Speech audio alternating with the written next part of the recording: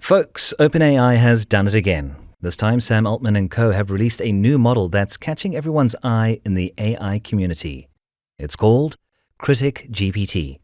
Now, what's the big deal, you ask?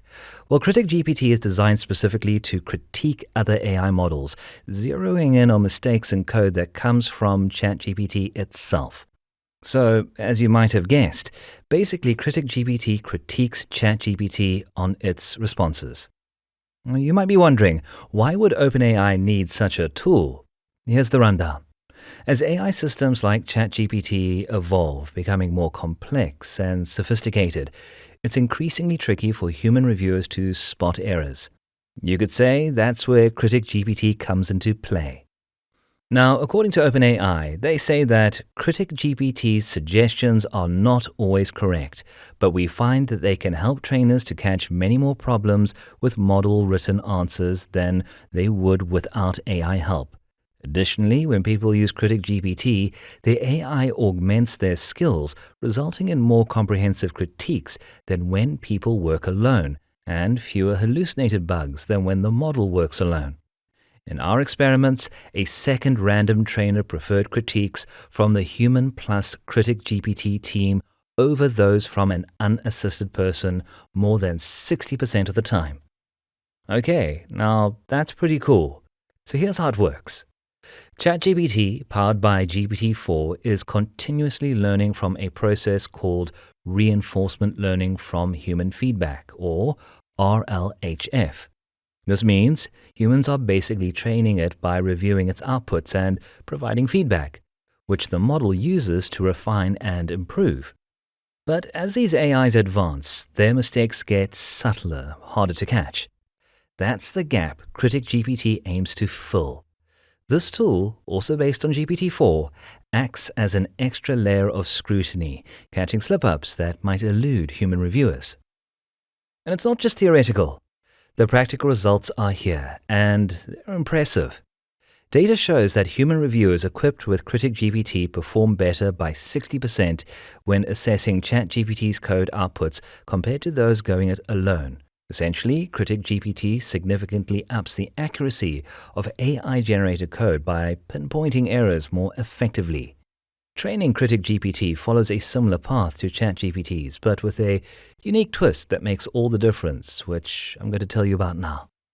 So here's how OpenAI cranked up the efficiency of their new CriticGPT. The team had AI trainers intentionally mess up the code generated by ChatGPT by inserting errors. Then they tag these mistakes to give the AI some feedback.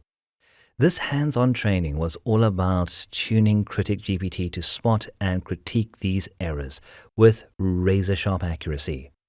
And guess what? When put to the test, CriticGPT's critiques were actually preferred over ChatGPT's in a whopping 63% of cases dealing with real, naturally occurring bugs. The reason? CriticGPT isn't just throwing around minor, unhelpful complaints or nitpicks, those small errors and issues that tend to happen fairly often. And it's way less likely to imagine issues that aren't even there.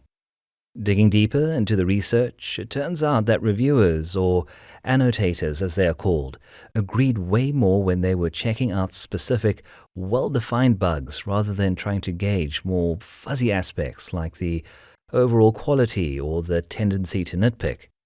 It seems nailing down clear, objective mistakes is a smoother ride than assessing the more subjective sides of coding quality.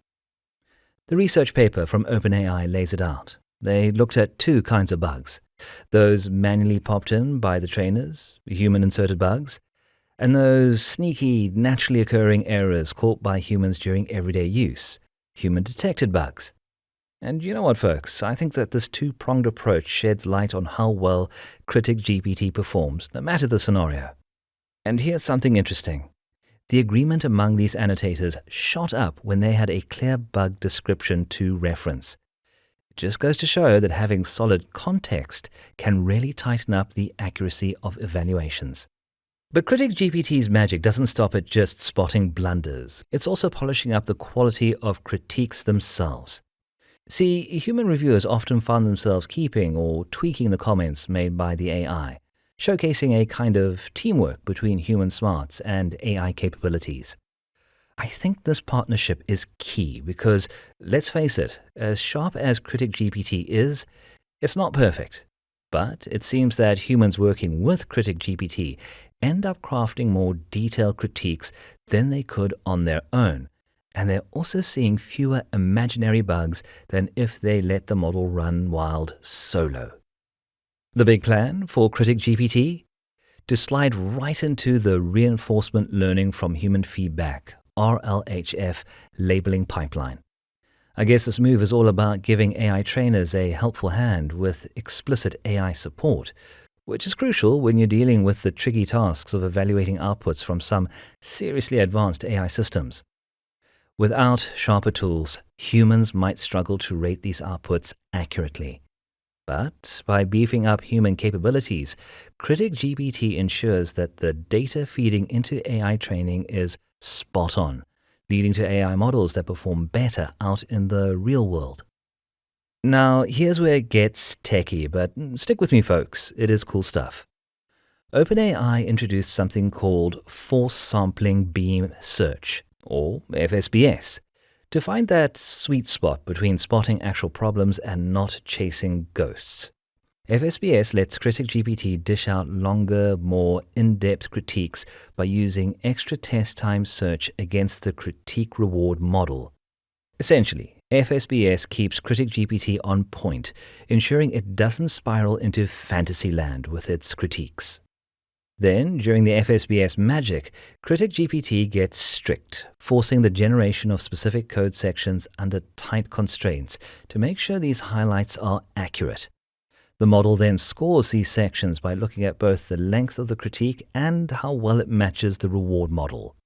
This balancing act ensures the critiques aren't just thorough, they are also spot on, cutting down on the chances of hallucinations and needless nitpicking. FSBS works by generating multiple samples for each input and then picking the top scoring critiques. You could say this method sharpens CriticGPT's ability to spot and clearly articulate the real issues in code, making its feedback more useful for human reviewers. In practice, this means CriticGPT is helping humans write deeper, more useful critiques while keeping the unnecessary fluff in check.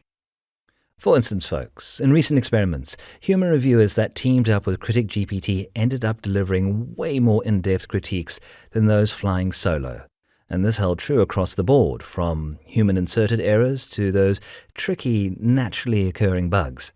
Then researchers pushed its limits on general assistant tasks too, discovering that CriticGPT could pinpoint issues in tasks that a first human reviewer had initially marked as flawless, only to find out later they actually had major problems. Now, folks, it's crucial to mention that while CriticGPT is a powerhouse at boosting human skills, it isn't here to take over completely. There are still some tasks and responses so complex that even the pros, with AI on their side, find a tough nut to crack.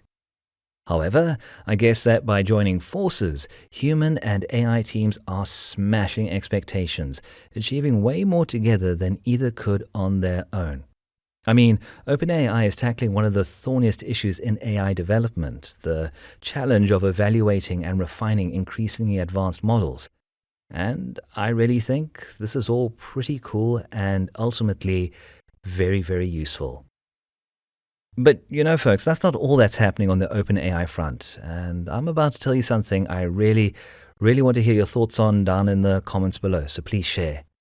Recently, they dropped a bombshell that caught everyone off guard. They've decided to cut all ties with China, even blocking access to their API from the mainland and Hong Kong.